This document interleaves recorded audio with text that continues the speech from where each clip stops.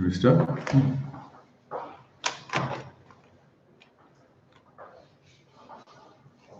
Good morning, everyone. I would like to take you through this session of introducing the new NEP, the new education policy, which is coming to force from this academic year. I'll give you a brief outline of this new education policy, which is going to affect all the children that come into this academic calendar from 2021-22. The basic vision of this new education policy is to develop an education system that is deeply rooted into the Indian ethos and has the capability of providing high quality education in comparison to the global education field. The curriculum and pedagogy must aim to develop a sense of respect towards the Constitution, fundamental rights and duties, and have a sense of a deep bond with the country. It also envisages to develop a sense of pride and respect for the country and be responsible for human rights, sustainable development, global well-being, thereby reflecting a truly global citizen that we want to develop among the children. The key principles of this NEP primarily roots around these factors. Number one, respect and diversity for local context in all curriculum, pedagogy, and policy making. Next, there will be equity and inclusion, which will be the cornerstones of the entire educational decision making. It also envisages community participation, that is, encouragement and facilitation for philanthropic, private, and community participation. Next, it uses and relies heavily on technology in teaching and learning,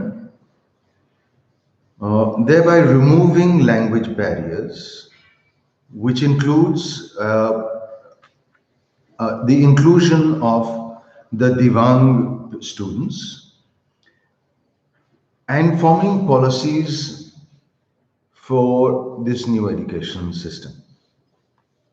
There will be an emphasis on conceptual understanding rather than mere rote learning just for the exams. It recognizes a unique capability among the students and recognizing and assessing them and rewarding them in accordance with that. Finally, it also hinges upon the critical thinking and creativity which we need to foster among the students to encourage logical decision making and innovation. In order to ensure that all this is perpetuated, there will be a system of continuous review based on sustained research, regular assessment by educational experts. The entire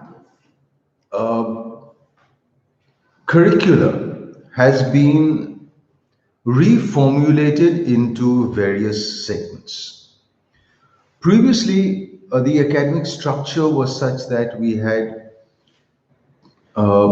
first we didn't have a structured pre-primary setup. It was just a 10 plus 2 plus 3 system, wherein from ages 6 to 16 were from class 1 to 10, and then you went into the plus 2, which was ages 16 to 18.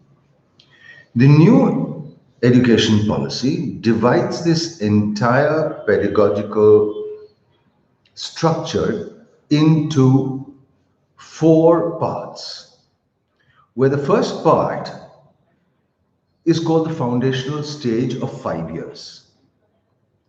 3 years of uh, Anganwadi or preschooling or Balvatika as it was referred to,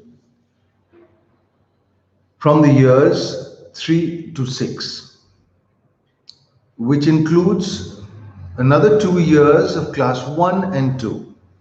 Clubbed together, these 5 years form the foundational stage of the curriculum. The second stage is the preparatory stage, which will be of 3 years, where the prime features are, learning through play method, discovery, and activity-based interactive classroom learning. This is the second stage, which is called the preparatory stage. The third stage is the middle stage, wherein we bring in experiential learning into the sciences. New subjects like the sciences, mathematics, arts, social studies, and humanities are introduced. This is from years 11 to 14 and the third stage.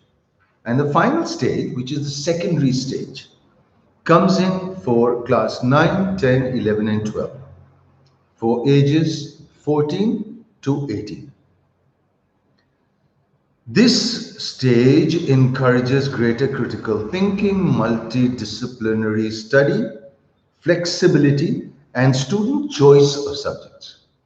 Now, we try to incorporate this into our system even now through our integrated and multidisciplinary approaches. The art integration program was one of these attempts at doing so. So we basically shift from the conventional system of education to a more competency-based teaching, learning, and assessment. We are promoting critical and creative thinking, which is in alignment with the 21st century classroom. Shifting of traditional assessments to competency focus, where it is continually monitored through the year.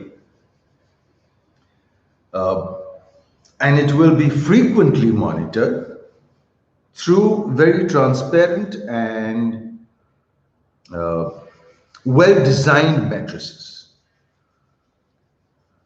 The design tools and resources to acquire these life skills will be made clear at the very onset itself. We will, through this methodology, try and promote sport integrated and art integrated learning for a holistic development. So the emphasis is going to be on art integration and sport integration, and being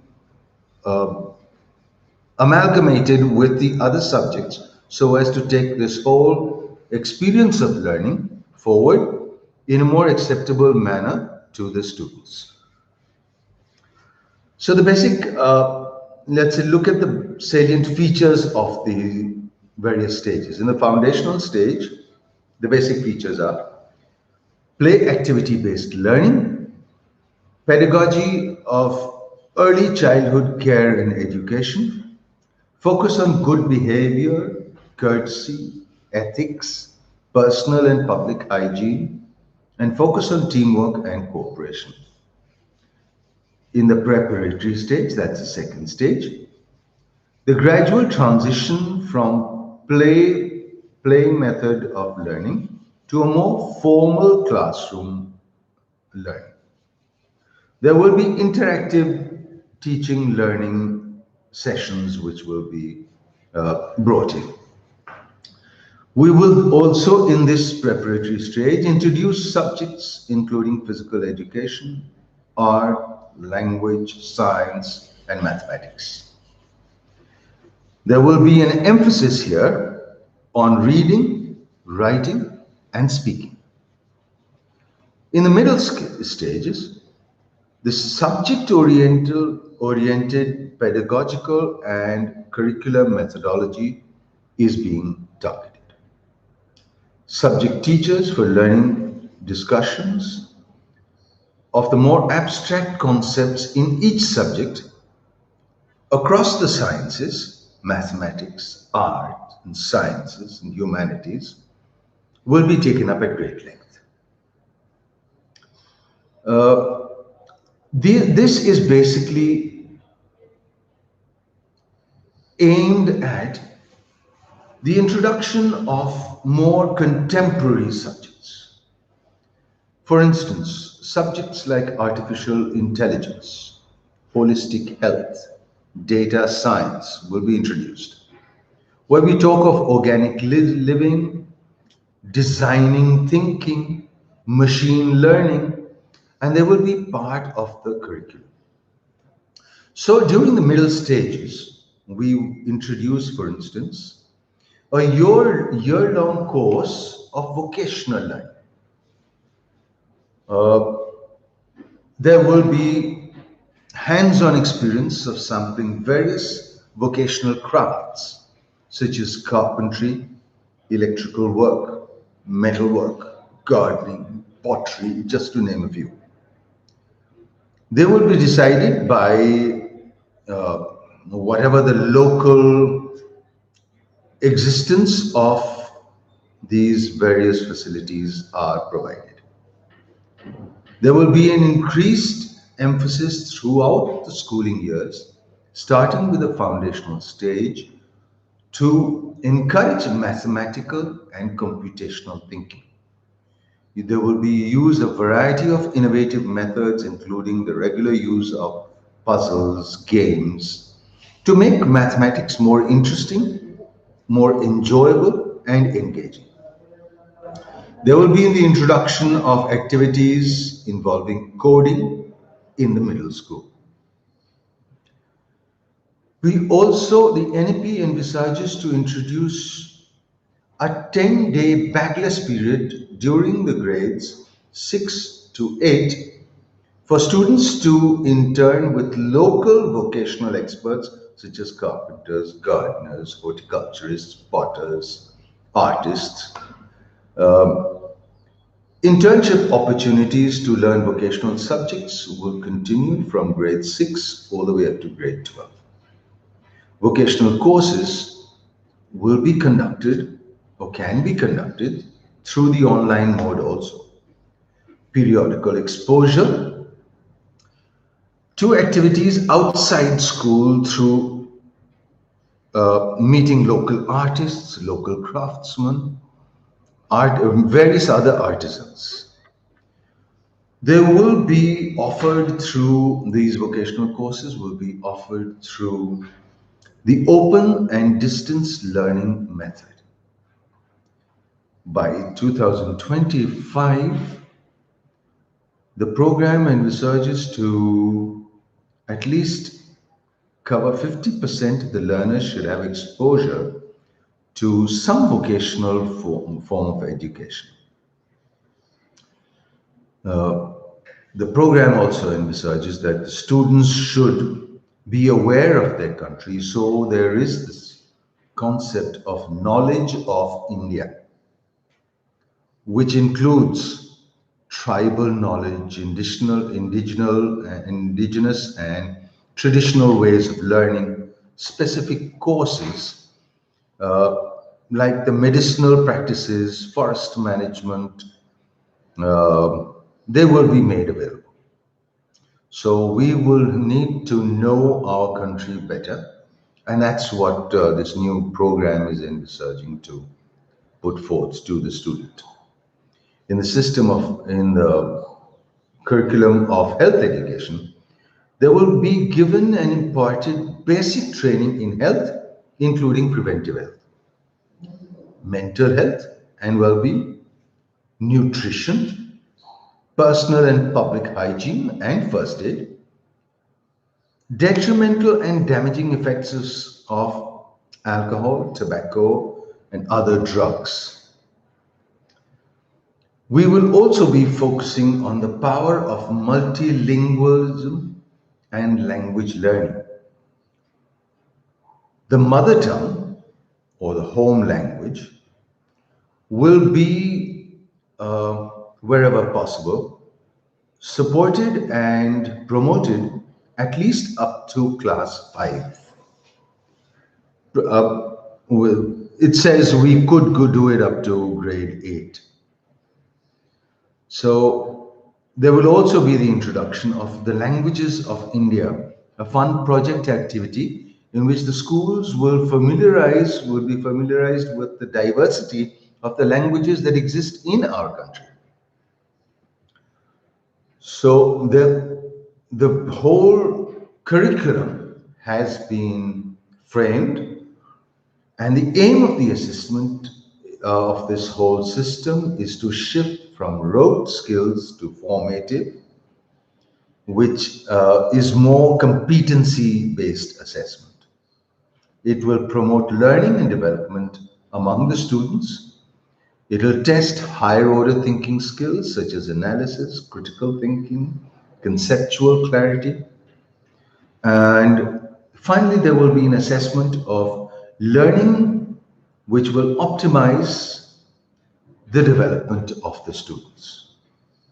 This is the underlying principle of the NEP and the assessment at all levels.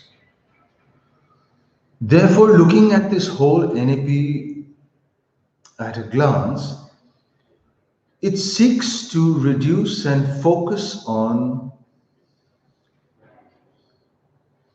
the socio-economically disadvantaged section of society so that we can actually bring them into the mainstream. The system of assessment and gradation will also change. There will be student enrichment, and there will be many student enrichment activities, which the council is propagating. And we've begun with some of this. For instance, the Khelo India program. There will be science exhibitions at the national level. There will be expression series, reading challenges, the CBSE Science Challenge, EBSB activities, Heritage India Quiz, Aryabhatta Ganit Challenge, and the science exhibitions. So I hope this little nutshell that I've given you the NEP in will open up a few vistas and clarify doubts. And those with questions can post their queries to us at the school site, and we will be most happy to oblige. Thank you.